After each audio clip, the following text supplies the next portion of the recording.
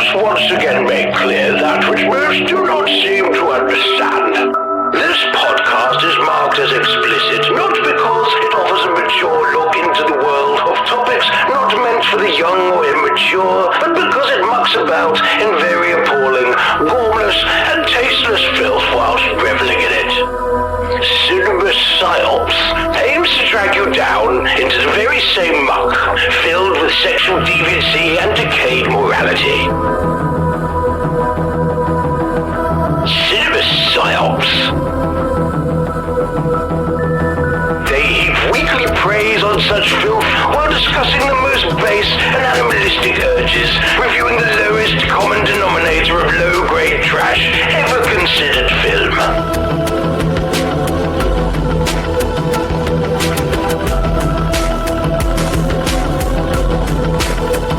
When you look at the state of the world around you and you realize how little time you have left to be happy, do you really want to waste that time you have left listening to Cinema Psyops?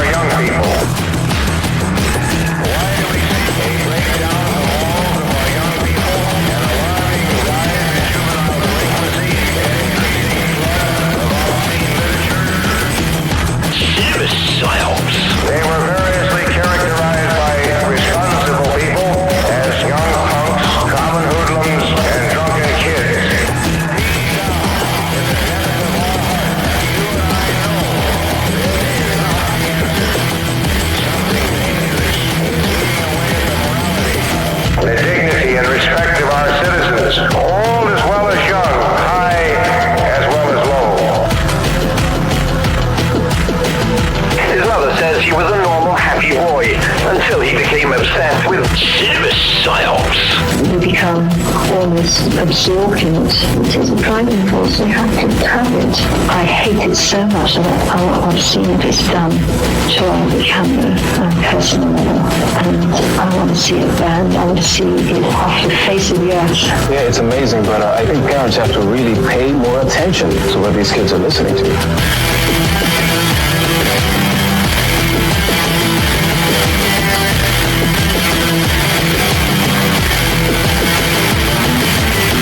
Cancer in children? What's that about? How dare you? How dare you create a world in which there is such a... It's not right. It's not illegal. Why should I respect the capricious, lean-minded, stupid God who created a world in which so full of injustice and pain? Because the God who created this universe, if he was created by God, is quite clearly a maniac. Utter maniac. Totally selfish.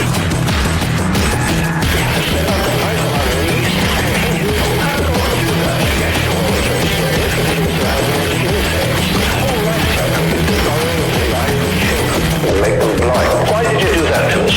Oh, how did God do that? A maniac.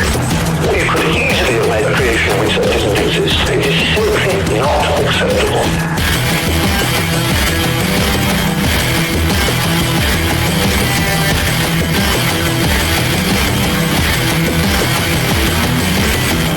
Cinema Psyops. I want to see it banned. I want to see it off the face of the earth.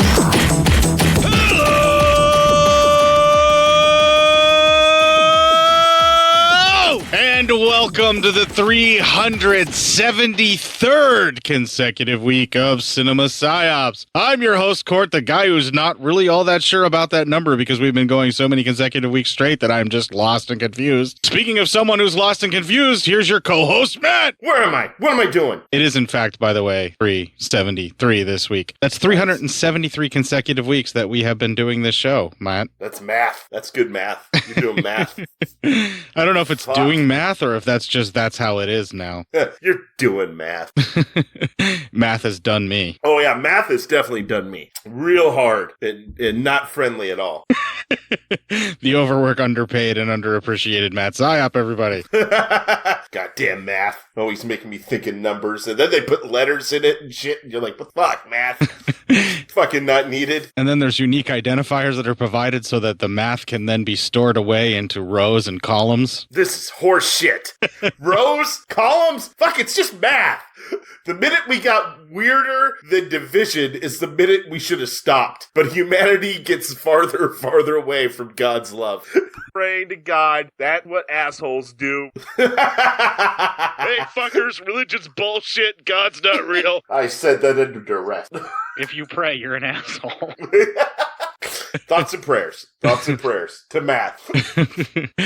At least this week, finally, with Jack the Ripper from 1959, a French film written by Jimmy Sangster, who did a ton of Hammer films, wrote several of them, like pretty much the bulk of the run of Hammer films. He wrote like a good portion of them, and then also directed a handful of films here and there himself. Jimmy Sangster did. Continued to write up until like his, I guess, death in like 2000 or so. I guess he died? I mean, yeah, 2011. He died in 2011, so he must have retired in 2000. But he had credits going all the way as a writer up until 2000. He was writing things, whether it's a documentary series or working on Ripley's Believe It or Not. He was a workman who worked and worked and worked. The dude started writing stuff as far back as 1956. He wrote some screenplays, and Jesus Christ. He was he there hung in there too, didn't he? Yeah, he was there at some of the earliest stuff, writing some of the earliest stuff that Hammer films did. And the reason that I'm bringing that up now is the whole time I'm watching this 1959 Jack the Ripper, I'm thinking to myself, Jesus, this feels like a Hammer film only done by the French. Well, there's a really good reason for that. It's because the guy who wrote most of the Hammer films in that time frame in the late 50s, early 60s also wrote this. And it really shows. It really has that feel of a Hammer film, just kind of done in French. Oh, yeah. Yeah, and it's great. I won't even bury it. After weeks and weeks and weeks of the horse shit, it's finally something to get something decent, you know? And this was another one of those sort of blind buy or blind shows to put on the show. This was a Blu-ray that was given to me by Severn Films, along with something else that I purchased, because when they did the restoration, they couldn't get elements that were basically nice enough for them to be able to sell it as its own thing. So they just basically started giving it away to the folks. But they did spend the time to fix it up and try and get the best version of this and the most complete version of this, because being a French film, it gets a bit risque. It does get a bit risque. I'm not used to seeing that kind of stuff in black and white. And it's nice to have a thank you moment or two left in the movie. So it's Jack the Ripper from 1959. Like I said, it's a French film. And do you think because it's a French film, they should have named it Jacques the Ripper? Well, actually, it's like Jacques Le. I can't pronounce it because it's French. Is the actual title? I just put down Jacques. It's Jacques the Ripper. Okay, well, however you want to go about that. According to IMDb, you can watch it for free on Freevee, which is probably with commercials, but you can see it that way. Or if you were lucky enough to get that Blu-ray just kind of handed to you with a purchase like I did. I don't even know what it was that I got this along with, but I know that Severn handed it out because it's got a Severn logo on the cardboard case that this came in. But anyway, enough talking around Jack the Ripper. The music this week will also be written about Jack the Ripper, obviously. I mean, it's a pretty famous case, so there's tons of pop culture shit about Jack the Ripper. And there's tons of adaptations from all sorts of walks of life from all different countries about Jack the Ripper. Yeah. And every single one of them has one thing in common in that they want to put a face to the killer that no one knows what they look like for real. Yes, exactly. The only thing that's ever universally accepted is he had a weird top hat and shit like that. Well, and also the whole Mary Clark thing, like asking about Clark. Mary when he was being there. We'll get there when we get there. Anyway, this week it's all Jack the Ripper songs from various different types of bands and music. Some of it garage rock, some of it metal, some of it, like the Frantic Flintstones, is rockabilly psychobilly. So that's what's up first. The Frantic Flintstones with their song Jack the Ripper right after this. Hey everyone, this is Kevin.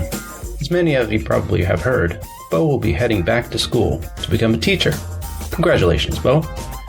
As such, I'll be taking over the reins, managing and spreading the good word of Legion Podcast. To kickstart things off, as an added thank you for patrons, Legion plans to have Steam code giveaways for current Patreon backers. A random person will be picked from the Patreon, and the winners can choose from the available Steam codes. Thank you so much for supporting Legion Podcast. You can reach me on Twitter or the Legion Discord group. My username is @LonelyBob. See you around.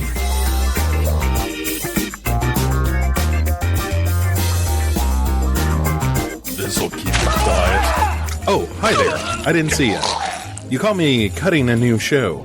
I'm Bo Ransdell, and I'm one of the many creators you can find on Legion Podcasts. I said quiet! My fellow podcasters and I work hard to bring you the best in horror podcasting, but that comes at a cost. Wouldst thou like to live deliciously? Not that, but also yes. No, what I'm getting at is that there are server costs, costs for good microphones and software for editing, all the things that make our shows, fun to listen to. And you can help. If you're enjoying the shows on legionpodcasts.com or in the Legion Network available on iTunes and Stitcher, just about anywhere you can download a podcast, really, you can help us out and get a little something for your trouble at patreon.com/Legion Podcasts. For just $2 a month, you get a pair of movie commentaries exclusive to Patreon, and for $5, you can also join us for a monthly screening of a movie. All of that available on patreon.com/Legion Podcasts. We appreciate it, and thank you for listening. Now, back to the cutting room.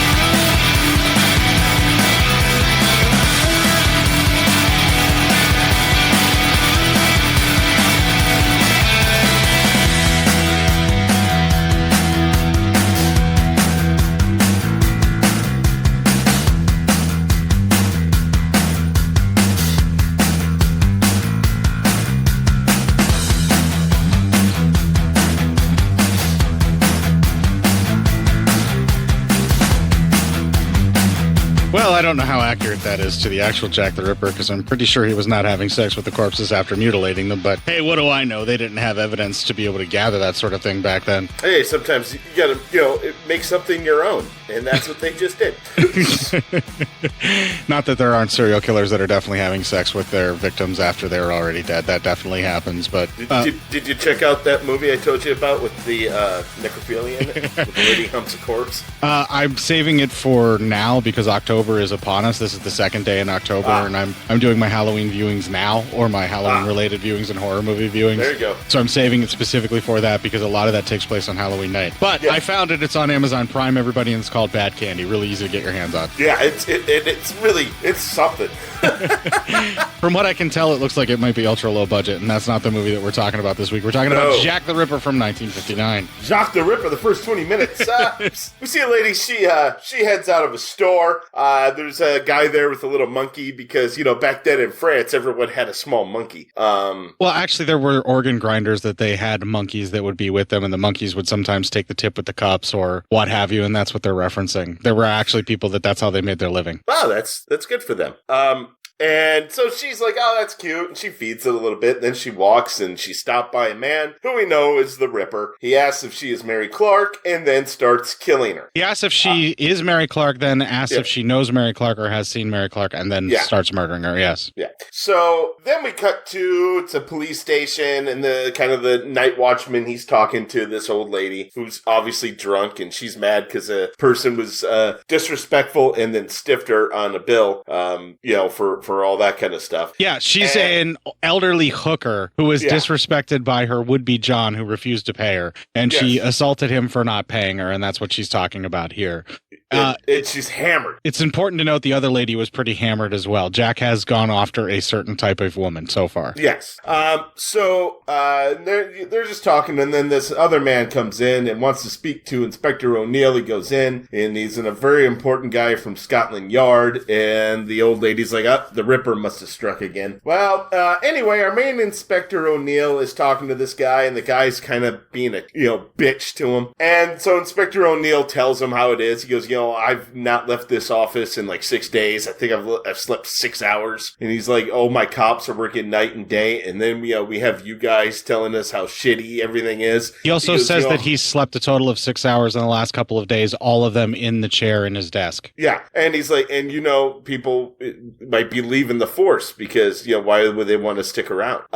And so then, the guy calms down. He's like, yeah, you're right. And he goes, it's just the council. And he's like, what are we going to tell him? And he goes, we'll just tell him that we're still investigating it as we always, do.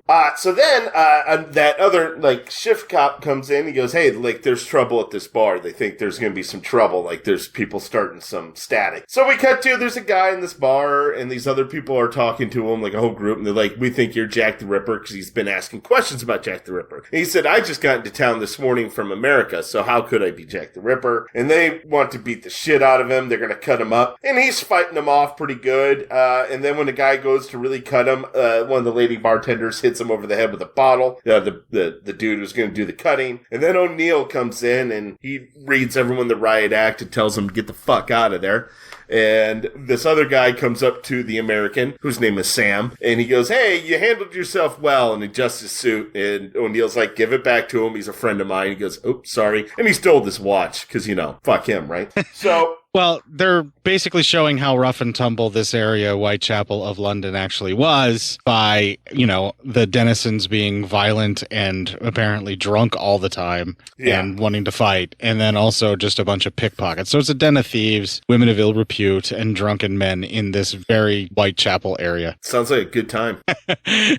Well, yeah, if that's the sort of thing that you're into, yeah, it probably would be a good time, save for Jack the Ripper slicing women up. Well, yeah, that's not a good time. So... That's why the drunkards at the bar are so pissed off and desperate to get rid of Jack because it's ruining everybody's good time. Yeah, right. So O'Neill and his friend Sam are talking, and he's like, hey, now I don't owe you anymore. You saved my life in New York. I saved your life here. He's like, why, I didn't think a cop could afford to come here. And Sam says, I can't. My department's paying for it. Everyone's really interested in this case of Jack the Ripper, and they want me to kind of just come here and see how everything's going and how your investigation's going. And the guy's like, good, because I need all the help I can get at this point. Then we cut to, they're walking out, and they see this lady. She's coming up to a dance club, and she's late for her first day, and the owner kind of reads her the riot act and sends her inside. O'Neill walks up and says she's brand new, she's young.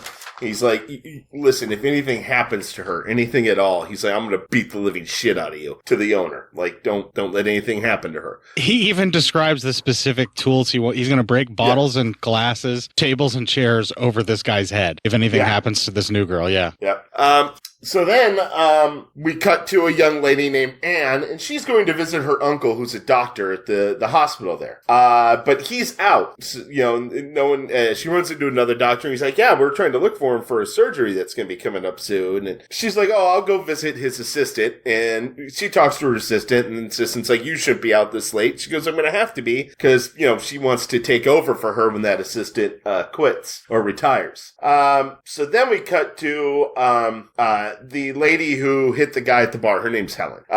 And she's leaving that night. And as she leaves, she gets confronted by the guy who she hit in the head. And she's like, hey, get away from me. Inspectors are all around, and they would come if I screamed. And that freaks the guy out enough. And as she's leaving, she runs right into Jack the Ripper, in which kills her. And that's the end of the first 20 minutes. So you already get in really good with this movie. It's not a long movie anyway. It's about an hour 25, and it already gives you some 1-2 punches. It's good shit already. I like how they handle the murders where they're horrific, yet they don't show you the details that would push this into an obscene rating or not being able to be shown except for illegal showings or viewings or whatever in 1959.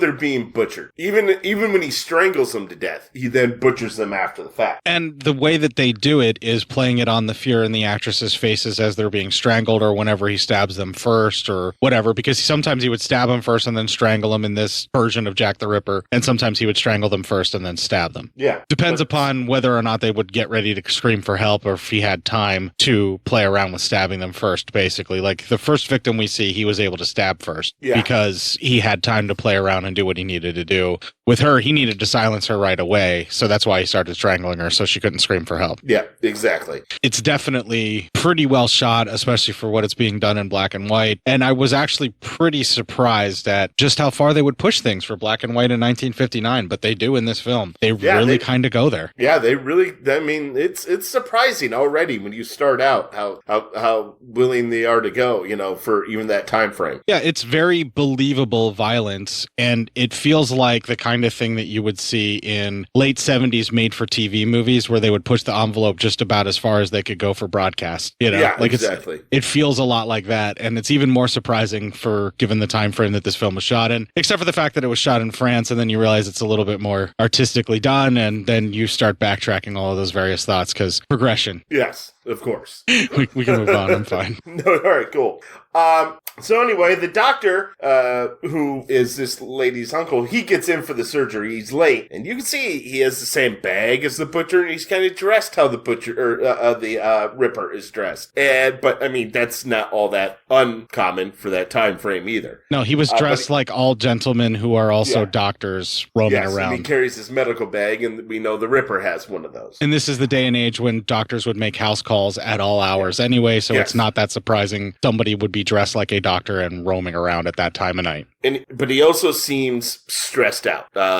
So he seems like he's got a lot of things on his mind. Yeah, they try to Agatha Christie throw in a lot of different suspects being very sus. All of them in this hospital. Yes, right. Yeah. Everyone's a suspect. So thank you, Jamie Kennedy, in the only role where you weren't really that annoying. Yeah, right. Jesus Christ. And even then. Yeah, like I said, the only role where you weren't that annoying. Yeah, there you go. So then they start to perform the surgery. Then we cut to a drunk is walking through the streets. He finds Helen. He's like, hey, why are you sleeping? Come on, let me help get you home. Realize there's blood, and he starts yelling. And down the streets, the Ripper is struck again. In the operating room, the windows are open. It's, that's just a weird thing. And the doctor's like, close, he hears it, and he looks even more, really just affected by the drunk yelling that, so he wants the windows closed.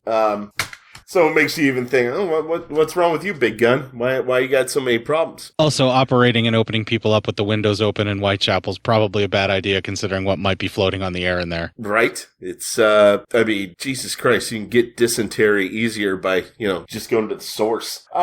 Anyway, a mob, of course, collects around the body. The cops are checking it out, and while they're just getting fucking dragged by the crowd. Like, cops, they always show up after the barn door's already been open. Like, all that shit. Kind of all the shit that's said about them today. I have some clips from that I loosely translated with some AI. Are you ready? Yeah. All cops are bumbling dummies. Yeah. To hell with yeah, the that's police. kind of what it is. I'm going to stockpile all my guns because cops don't help you. That's also true. Yeah.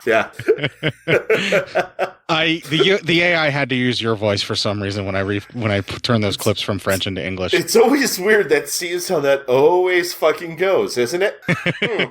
Mighty convenient. Well, I'm not going to program an AI to be in my voice. What do you think I am, weird?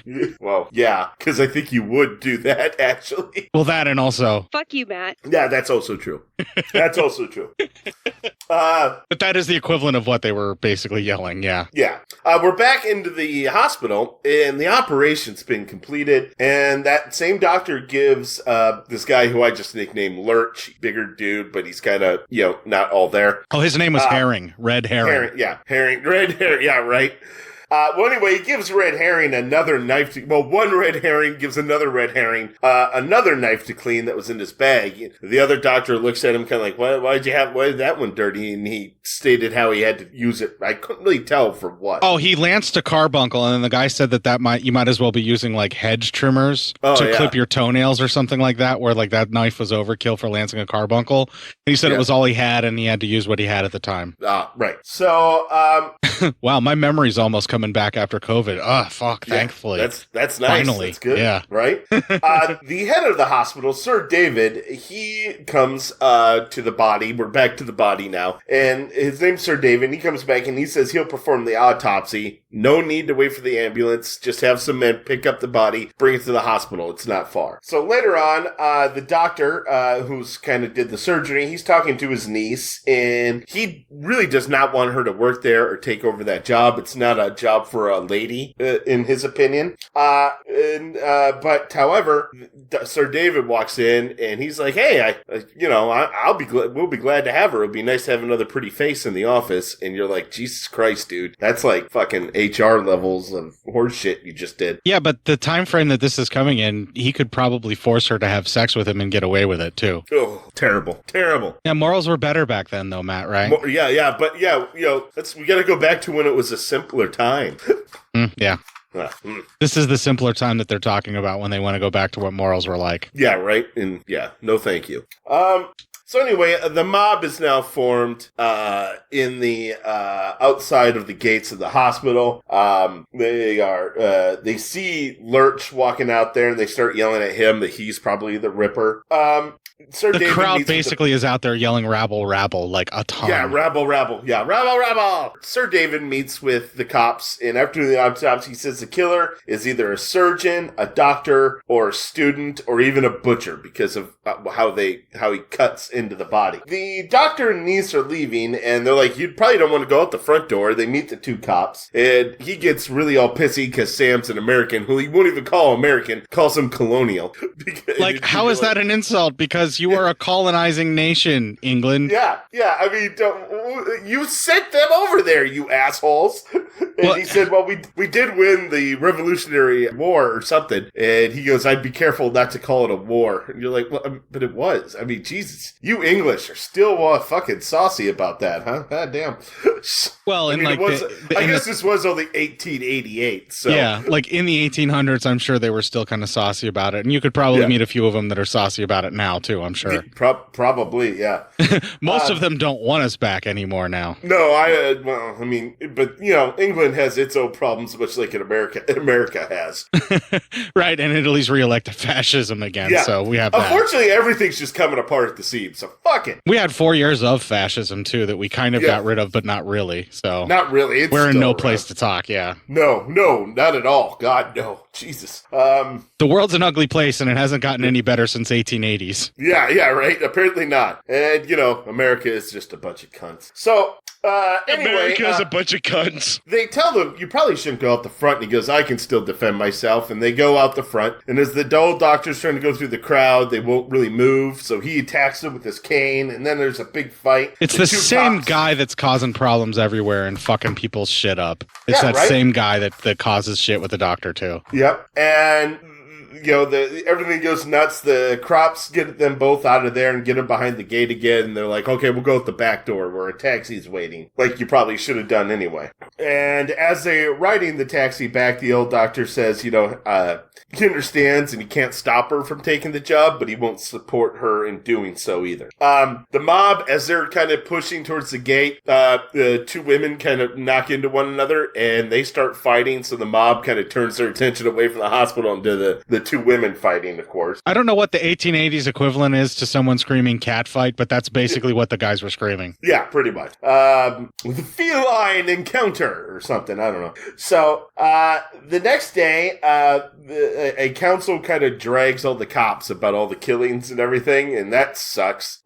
So as O'Neill comes out and telling other cops, Sam sees Anne, and they kind of talk and everything, and he's like, "I think it'd probably be helpful for me if I had a guide and all that." And she's like, "Yeah." And then she's like, "Well, do you want to meet up tonight?" And he goes, "Yeah." So they make a date for the night, and so it's just a little moment because they have a thing. That night, she's getting ready, and her uncle comes in, and she's like, "Oh, I'm going to go out with Sam." And he's like, "I don't approve of you being with a cop," but he really means an American. It's a thing. Yeah, it's a thing. And that's the end of that 20 minutes, is her getting ready and Sam getting there to pick her up. So, again, they pack a lot into everything. Yeah, so you don't really have a boring moment in this movie. Not at all. There's not a boring moment in this film. It does move at a very deliberate pace that is basically how films were made in the 1950s. Yeah. And you can feel that runtime, especially since you have to pay very close attention to subtitles that move very quickly because they do not slow down their speech at all. Not at all. Yeah, and it's hard to get some of the information up out of the subtitles, especially if you're sitting there trying to write notes. There's going to be a lot of pausing going on for that. I had to back up a lot of the dialogue because I knew you might miss something. So I was making sure I paid attention and to I a was lot trying to go as slow and as deliberate as possible to get everything.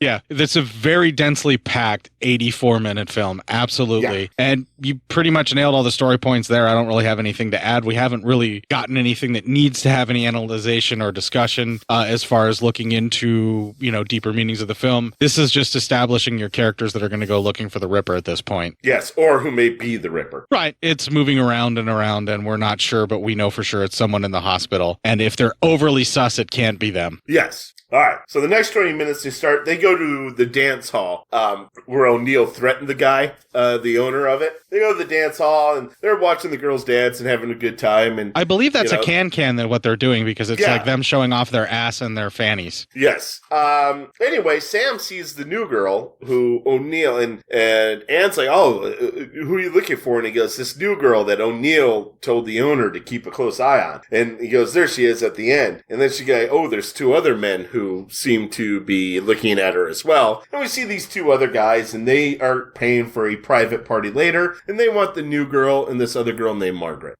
So then we go backstage and we see a ton of topless women. So thanks, movie. Yeah. This is women that are in a dressing room talking with each other, arguing with each other. Yeah. One woman's looking for Jen to quote unquote strip her fingernail paint. And everyone's like, no, you just want to drink. And so everyone's like, she's kind of being a bitch to everyone and everyone else is being a bitch to her. Like, we're not wasting stuff on you. All the while the new girl is real concerned. She doesn't know what to expect for this. And Margaret, the other girl going with her, doesn't want her to go. She's like, she's brand new. What are you doing to her? But anyway, then the girls kind of start a fight, and we get another cat fight with topless women. Thank you, movie. Yeah, mega thank you, movie. Not expecting this in a 1959 flick. Very, very happy to see various body types, all natural boobs just flopping about on the screen. Awesome. Just awesome. Just great. Just a good time. That was good fun. Good fun. I'm already so much more elated than I have been the last 4 weeks of doing this show. Yeah. Now, unfortunately, we're going to get into a part which isn't so cool. It's not so chill. The private party, they get in there, and one guy goes off with Margaret, Maggie, and, they're having fun. And this other guy gets real rapey with the new girl and tears her dress, and she runs out. He does say something to her about how he likes it when they resist. Yes. Yeah. Yeah. She runs out and runs into the owner, and she's like, fuck you, fuck this whole place, I'm getting the fuck out of here. And she runs, and he sends somebody after her. As she's running, she runs into a man who's like, hey, are you running from someone? She goes, yeah. And it's obviously the Ripper. And she goes, yes. And he goes, here, I'll hide you. And he hides her and then asks if she's Mary Clark. And, that gets to the murdering. After she's killed, the guy who's looking for her finds her, and he's like, oh shit, finds her dead. So he starts running into the club that Jack the Ripper has struck again. This causes everybody to kind of get up and leave and go check it out. As they get out, the uncle just happens to be around. And he's like, I'm coming to take you home. You never talks to Sam. You should have brought him here. And she's like, I brought him here. So let's just settle it down. But he's like, come on, we got to go. And Sam's like, it's probably for the best because I have to go to the crime scene. So they find the girl, the group gets to the girl, and as they're checking everything out, we see Lurch stumbles out, and he stumbles and he spills a medical bag with a bunch of knives. The guys are like, he's had to have done it, let's get him. And he runs away, and they chase him, but they pick up knives to obviously stab him with. He gets to the gates of the hospital, but he can't get in, and right before they start to stab him, O'Neill shows up, breaks the guy's arm. Again, the same guy from all the way in the beginning who's causing all the shit with the cops and everything. And O'Neill and Sam take Lurch away. So then we cut to O'Neill getting yelled at by, one of his superiors, that why isn't he arrested? We have the killer. Let's arrest him. And he goes, I don't think he's a killer. I put him in jail to protect him from the mob. And they kind of go back and forth until Sir David walks in, and Sir David reads this guy the fucking riot act of how Lurch could no way in shape or form be the killer. He's not that type, and just really reads him the riot act like a motherfucker. That was good shit. Yeah, well, that's Jimmy Sangster's writing right there. Anyone who's seen a Hammer film knows that when someone's going to get a dressing down, it's going to be something that's gloriously written. And so, after reading him the riot act, he says, he wants Lurch released, and the guy goes, yeah, of course, yeah, I guess he's not a killer. He's like, holy shit, I really pissed off the wrong guy. And then we cut to O'Neill. He tears the club owner a new one and says the fact that he's in another case right now is his only saving grace, but when this case is finished, he was going to want to find a new line of work because he's going to shut down that club for years. So, the guy fucked up, and O'Neill is like, you're fucked. Basically, he said as soon as the Jack the Ripper stuff is taken care of, he's going to make it his daily mission to do nothing but make this man's life misery for the rest of his years. Yeah. Well, then, later on, one of the uncle's patients, who he operated on at the beginning of the movie, she wants to leave, even though the doctor says, like, well, you probably shouldn't. You need to heal some. She goes, no, I need to get home. And so they're like, okay, well, we can't keep her, and so they'll let her go. But Anne says, promise me I can come visit you. And she's like, yeah, of course. Then we cut to the detectives are working with the guy who found the new girl's body. And then remember, he actually heard the Ripper talk, and he remembered the name Mary Clark. And that's the end of that 20 minutes before we go into the final 25. All right, so things are starting to come to a head. The investigation is getting closer and closer to the Ripper. The Ripper is being a bit more cavalier with the victim choosing, and basically any woman who is out at any time past a certain time is basically a woman of ill repute to him, and he's killing them without even caring for any reason at all. All because of someone named Mary Clark, because that's who he keeps referencing before he does the slashing. Yeah, pretty much. And he's looking for this Mary Clark, so wants to find her. So and it's gonna get good.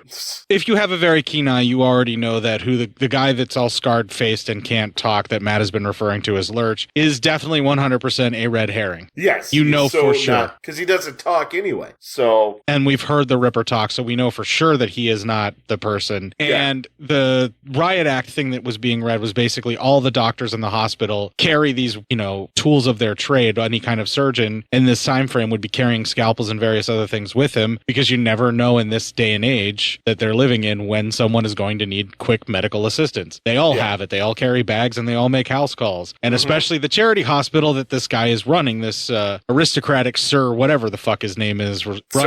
Sir David is running. Yeah, they have to be ready to be able to do this kind of stuff, because they do get called out and all of that, at moment's notices. So that's basically the whole entirety of the riot act. But for those of you that have a keen eye, you should start really looking at some of the doctors at the hospital now a lot closer than what you were, because their behavior gets more and more sus, and it's all of them at this point as we move forward. Yeah. Well, all right. So then we cut to a soup line, and they find Mary Clark's father. And he's like, I haven't seen her for 10 years. She left with a man who looked like an upstanding and respectable man. And, but I haven't seen him since, or seen either one of them since. Well, he lies to them at first because he's afraid they're just going to arrest him. Yeah, and he tells them, I'm Mary's only, help.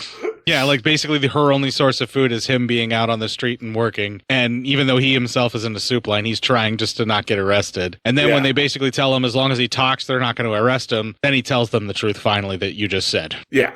So, then we cut to the Ripper kills another woman. We're having the autopsy of that woman. We find out Lurch has been released by the cops. And the cops go through the victim stuff, find out she went to, went to a pawn shop, and then they find out her name. It's not Mary, so they kind of have to move on. Anne visits, Kitty, who is the lady's name. Kitty tells her a very sad story. She had a fiance, and then the fiance found out about what Kitty had to do in her past to make money, which is probably sell herself. And it caused him, made him leave her and then kill himself. So they found his body in the river. How fragile is your ego to know that yours is not the first dick to get there? Yeah, it's sad. And then to have to go kill yourself just based on that alone. Yeah. Ugh, dude. Not that she was cheating on him the entire time they were together or anything like that. She wasn't. Right. She loved him. I mean, she treated him well, and he just can't handle her past. That's asshole territory. Yeah, this is all on him, you know? Yeah. And the route that he took to deal with it is just ridiculous as well. I just do not understand. Other than it's just the impetus and an excuse to have the story move forward. Yeah. So, Anne says, let me help you at least, because you don't have a lot of food. We'll deliver food to you. And she's like, I'm not a charity case. She goes, if you don't eat, you'll be back at the hospital, and that'll cost us more. Yeah, it's going to be a lot cheaper for us just to feed you to keep you, getting healthy. And she's like, let me get you in the system. So she gets her birth certificate, and she leaves. As Anne leaves, all of a sudden we see someone's following her. She gets scared, and she runs, she hides, and then something falls, and so this person turns around. We're supposed to think it's a Ripper. And when she gets out, all of a sudden, it's Sir David. He's like, hey, I saw you leaving Kitty's place, and I thought, hey, and then you were walking so fast. And she's like, yeah, I was scared. And he goes, oh, you thought I was the Ripper. That's fucked up. And he goes, that's okay. It's what this time is done. We'll go to the hospital. And he walks her back there. His laugh is pretty sus and creepy, though. So now Sir David's starting to really become a fucking suspect at the point. Yes, right. Well, everyone is a suspect, Court. God damn it. Everyone male is a suspect. Yeah, sure. Yeah. Particularly the people in the hospital, because I don't think it's any of the cops at this point at all. No, because, we haven't met a butcher, so it's going to be somebody in the hospital. Right. And again, with the cops. All cops are bumbling dummies. It's true. So, the hell with the police? The Sir David gets in, the uncle, he's listening to this woman, she's dying, and Lurch is like, hey, you got to help her. And the uncle's like, nah, she's going to die. It's useless. Sir David comes in, and Lurch kind of begs him to take a look. He does, and he goes, nah, I'm going to try to save her while there's still breath in her lungs. It's just better that way.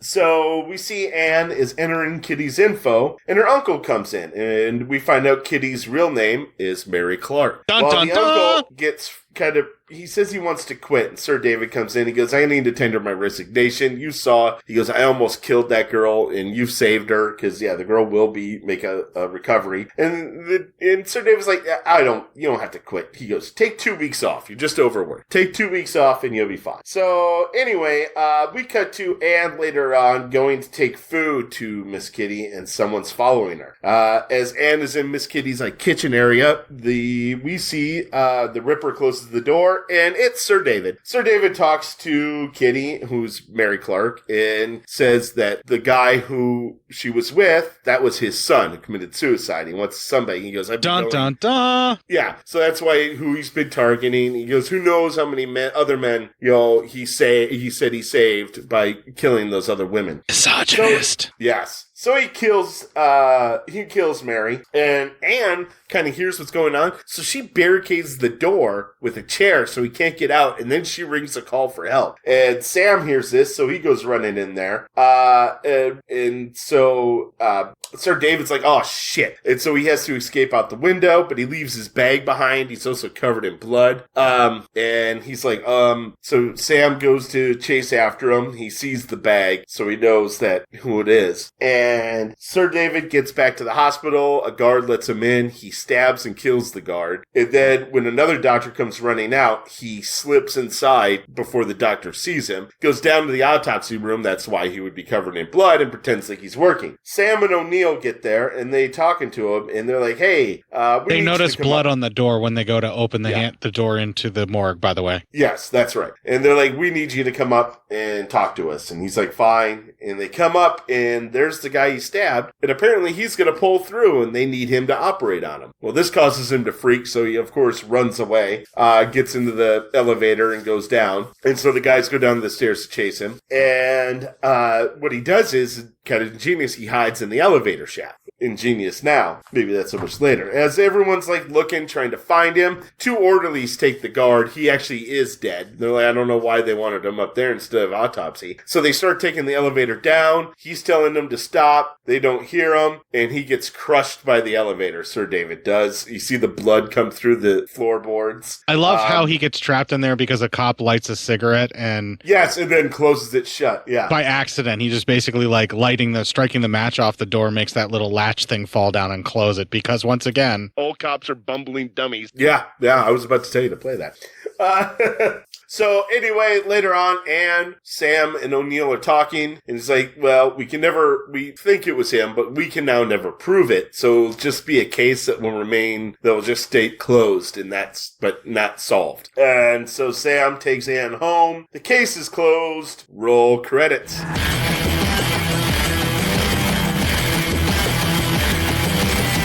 I do like how long they prolong the elevator smashing the guy and how you get to watch his panic. This is very much the you've done wrong and you don't get to get away with it. Your karma just come upon, just desserts of thing just happens. It's a great suspenseful scene. Oh, it lasts forever. And it's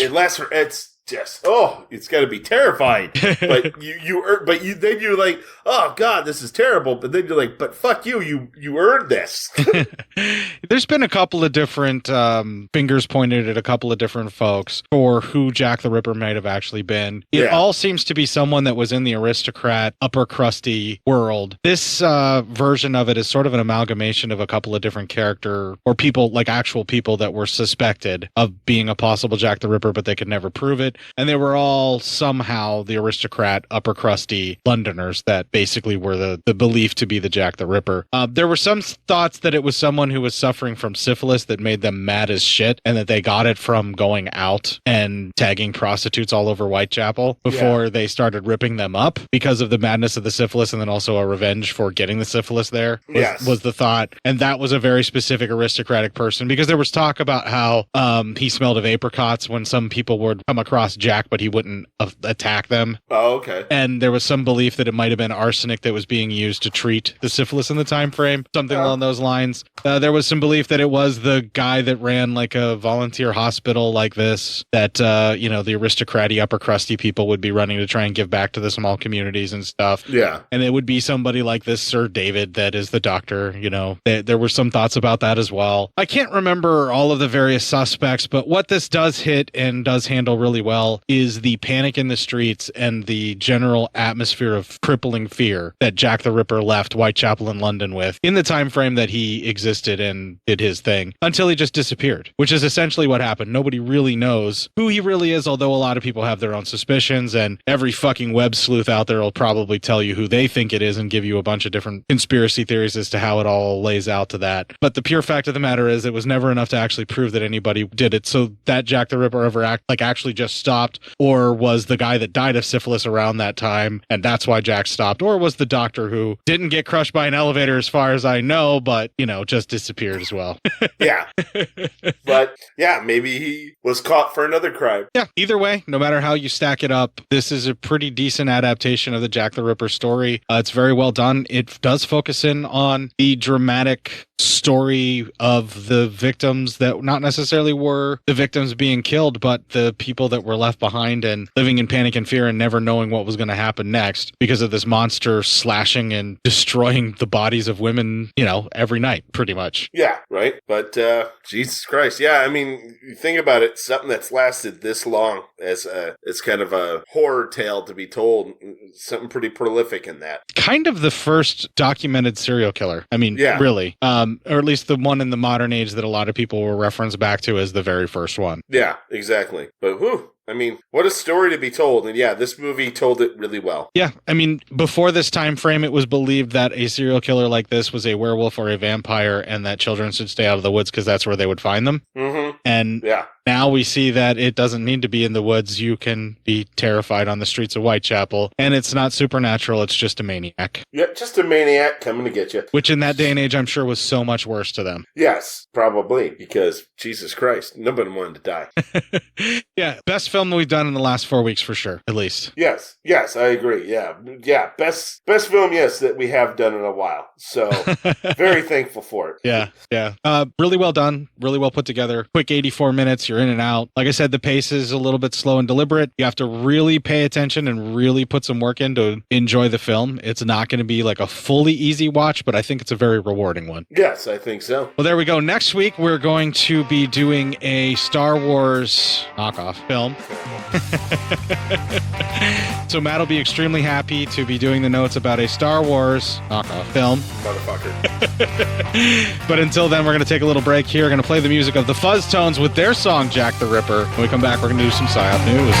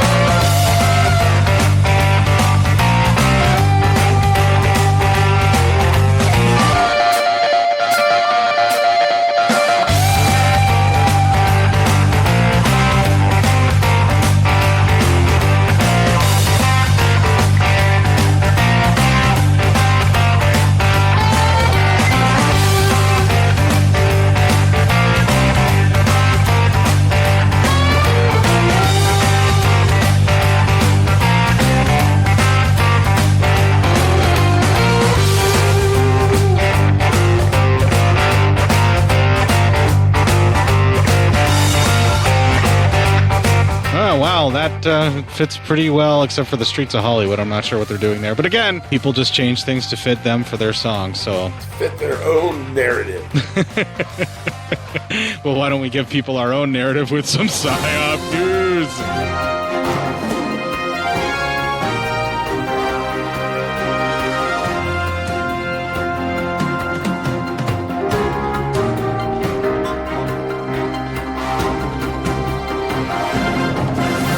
This first one was from Pete. Our man Pete from the Good Beer Bad Movie Night podcast. Women hospitalized for 3 days after dog pooped in her mouth.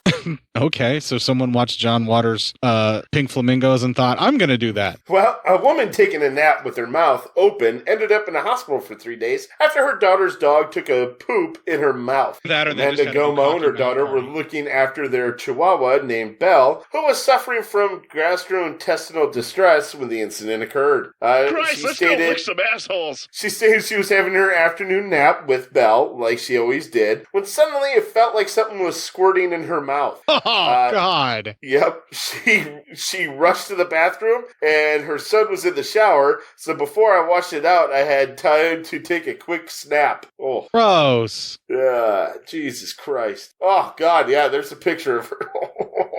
So it was disgusting. The Christian agenda right down your fucking throat. Speaking of diarrhea. Yeah, right. It was disgusting, and she was hurling violently for hours afterwards, she added. Maybe if you didn't stop to take a fucking photo and got it out of there right away. Everything's got to be online nowadays, Court. Don't you understand? If you don't grab it, it didn't happen. Apparently, fuck. Yeah.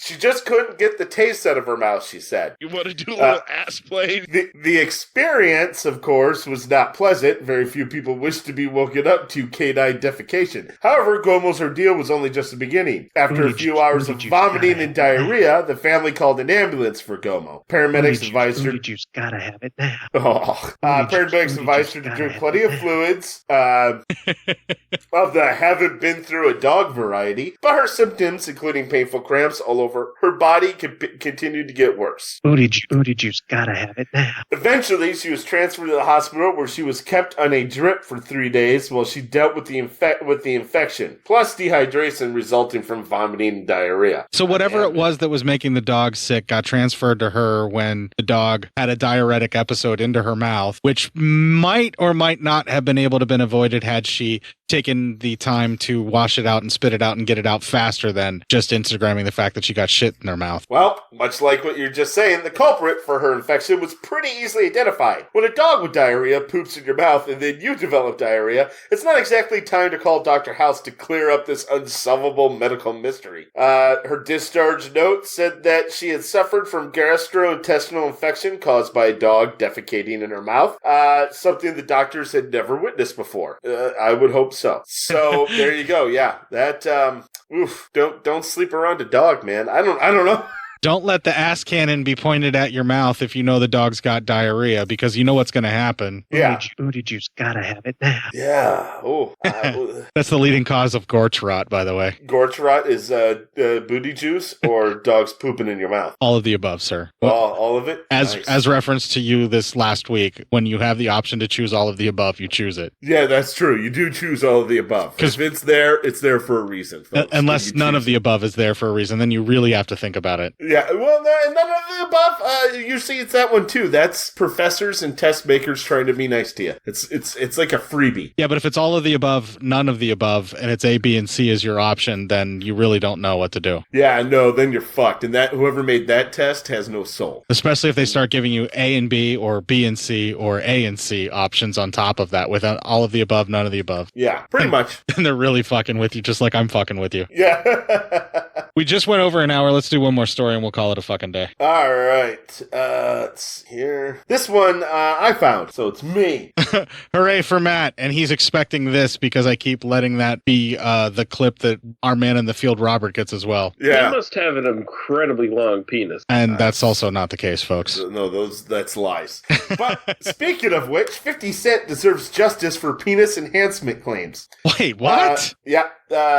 This comes from let's see here. Hold on. This comes from the AdvocateDaily.com. So, did you hear that 50 Cent is suing a Miami doctor for penis enhancement claims? It may be difficult for regular people to sympathize at any level with wealthy celebrities these days. Did he stick the needle down his pee hole? But it's hard not to feel bad for rapper Curtis Jackson, also known as 50 Cent, who claims he was duped into becoming a winning face of an ad campaign for a plastic surgery clinic in Florida. In a lawsuit filed in the state on September 16th, Jackson claims he was horrified to find that a picture he posed for 2020 with what he thought was a fan was being used by the owner of the clinic to advertise its services, including penis enlargement surgery. It's going to cost you some serious cock. Should have got free penis enlargement to be part of that. Right? To make matters worse, Jackson alleges the clinic's owner, Angela Kogan, shockingly claimed that he was a client that had undergone a penis Mostly enhancement because I procedure put my penis inside of you bareback. at her Perfection Plastic Surgery Shut up. and Are you Med talking Spa about clinic penises? in Miami. Shut up. Are you talking about penises? I am. Jackson is now suing Kogan and Med Spa for violating his publicity rights by using his image without permission in the spa's social media advertising on Instagram and elsewhere. I got Botox in my scrotum. But before social media even existed, a long list of celebrities had to go to court over misappropriation of their images and likeness by companies big and small. For instance, basketball legend Michael Jordan had to sue two companies who had taken out advertisements in a Sports Illustrated commemorative issue celebrating his induction into the Basketball Hall of Fame. The ads clearly tried to cash in on his image by associating him with their brands, yet they hadn't even asked for permission. All kinds of things you don't want on your day. Right? And there's even the picture of him with the lady. And yeah, man, I don't know. I'm taking another dick. One company, a supermarket chain, was found to have violated its own policy by not clearing the ad with its legal team before it was published. A jury eventually awarded Jordan nearly $9 million, which he reportedly donated to several charities in Chicago, and the other case was settled following a ruling by a federal appeals court. Other cases, though, aren't as cut and dry as Jordan's lawsuits. In those instances, relatively small companies that could never have afforded to ink a deal with a celebrity of his stature tried to sneakily tie their brands to his name by taking out an ad on a magazine dedicated to him and his accomplishments. But other famous people have had to deal with big brands using lookalikes in commercials advertising, a not-so-subtle tactic to associate a celebrity with their products without having to compensate them or ask for permission. Talk show great Johnny Carson once had to go to court against a company called Here's Johnny Portable Toilets. Yeah. Soccer great Peel sued Samsung after the company reportedly backed out of an endorsement deal at the 11th hour, only to turn around and use a Peel doppelganger in a commercial. So apparently, they just used his image, and there you go. I hooked up with a bad boy. I started doing drugs after that. When did I say that? I hooked up with a bad boy. I started doing drugs after that. It's two different clips from two different time frames. They just work so well together. That's great stuff. Because I like abuse and free drugs. Oh, well, that is true. true. So apparently in my life, I do like abuse. And I know I like free drugs. Man, we're only at 105. Can we just do one more? Would that be all right? Yeah. All right. Yeah, Cool. let's see. God doesn't see when you do anal. News at 11. This one comes from Christopher. Would that be our time-shifting orphan, Christopher? Yes. 9-year-old finds 3-foot-long earthworm in his backyard.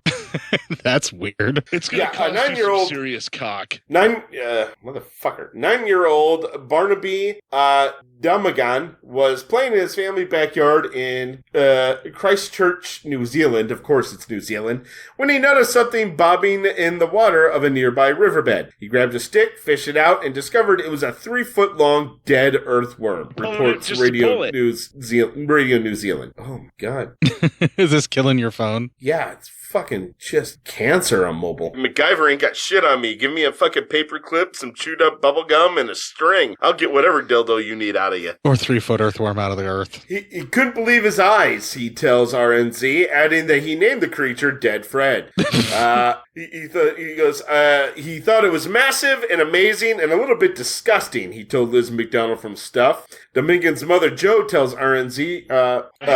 confused direction right now. Dominican's mother, Jo, tells RNZ her son was pretty delighted to find it. For her part, she thought the worm looked unappealing and a bit bloated. Thankfully, I was at work when said worm was found because, oh my word, how disgusting, she tells the publication. We've had some big worms here in the past, but nothing like that guy. He's outrageous. This is like Traces of Death fucked a porno. Though the massive worm looks a bit like a creature from the Black Lagoon, it's actually likely to be a native earthworm species, says John Mayers, curator of the Entomology Research Collection at Lincoln University in New Zealand, to Stuff. It's a baby graboid is what it is. Yeah, right. There are some very large native earthworms known. A meter isn't beyond the borders of reason, he tells the publication. Still, he says it's uncommon to find a giant earthworm in a garden. They usually live in undisturbed areas like forests. Among New Zealand's more than 200 earthworm species, the largest is a rarely seen creature called the North Auckland worm, which grows to be almost 5 feet long. In all, more than 7,000 earthworm species exist in moist soils across all continents, except for Antarctica. The invertebrates are important decomposers of organic matter and help improve soil health by promoting aeration and recycle nutrients. Ooh, is that me getting a metal rod shoved up my rectum? So there you go. You learned something today. Science. So that 3-foot earthworm was screaming at the kid as he's being pulled out of the ground. Yeah, fine. Go ahead. Aerate your own lawn. What do I care? Yeah, fuck you. I was just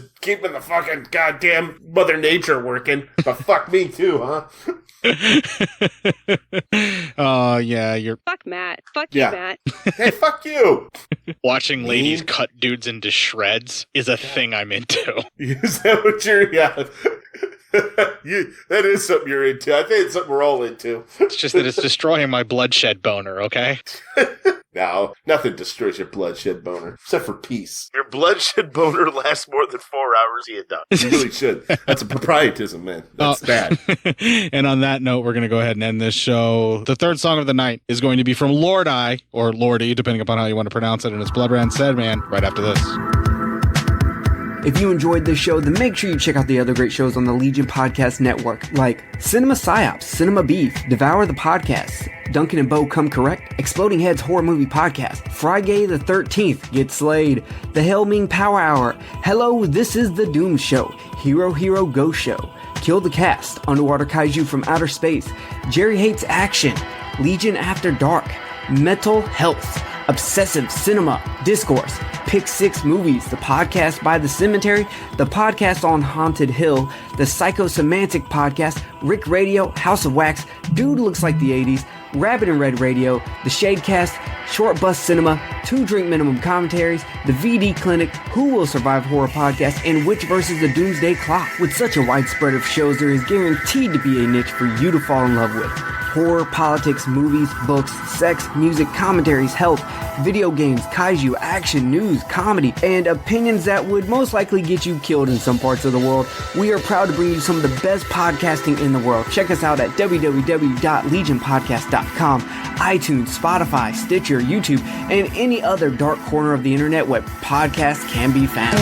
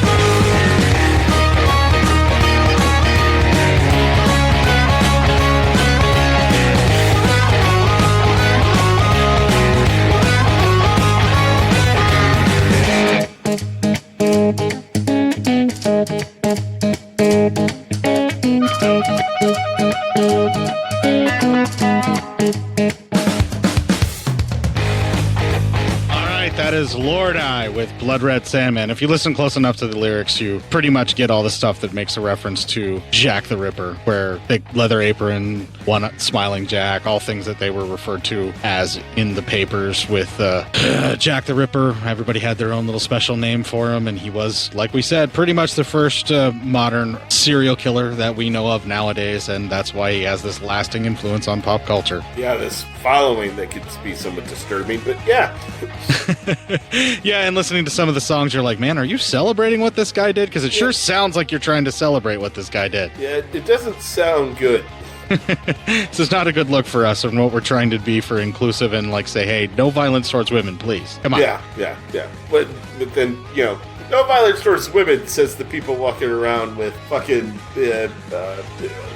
fuck, Gary. Well, there went that joke. Never fucking mind.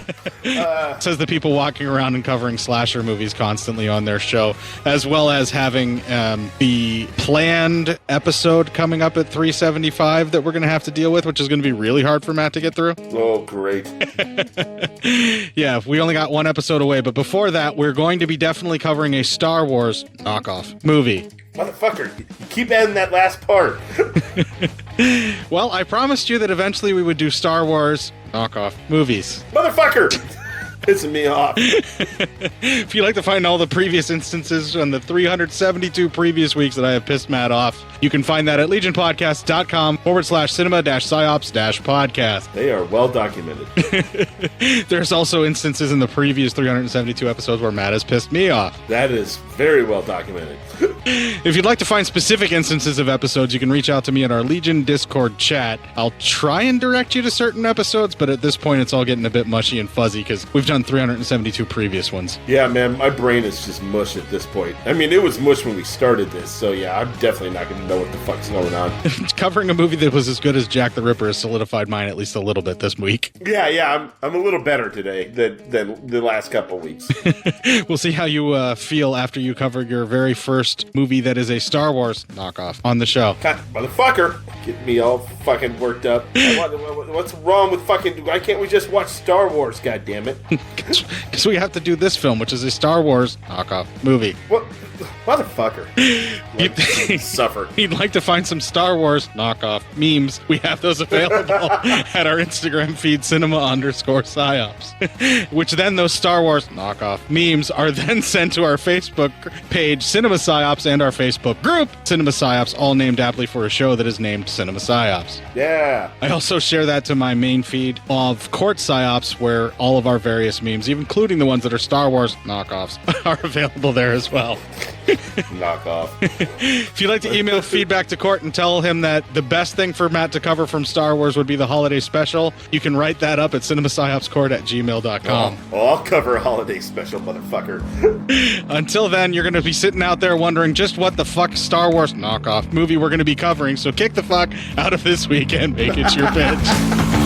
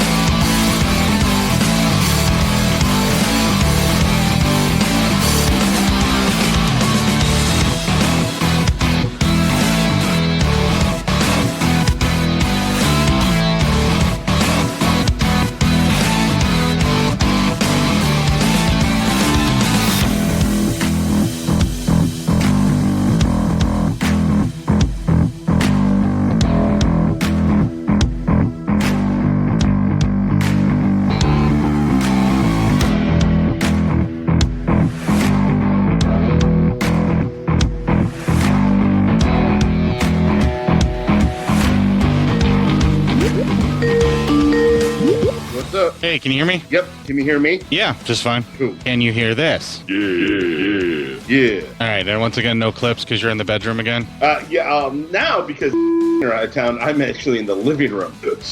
But yes, and also no clips because it was all in French. Oh, yeah. Okay. Are you recording on your side yet? Oh, not yet. Now I am. 1, 2, 3. Everything's coming through correctly. Okay. Well, hopefully you're not feeling like phoning it in this week with this movie, because we actually had a decent movie this week. We got a very decent movie this week. Good. So you'll have a little bit more fun with you this time. I think the movies have been basically what have been really the worst right now. They have not been good. It's been rough to get through. So, all right, you're recording on your side. And, all right, let's roll into this because I'm delaying my lunch and I'm really hungry. The killer, Sir David meets with... Nice Freudian slip there that I'm going to have to excise to the outtakes so that we don't give away the spoiler there. I know, right? Well, I mean, but that's what he said. No, I know, but like the stumble that you did that was by accident was also a spoiler that I'll have to move.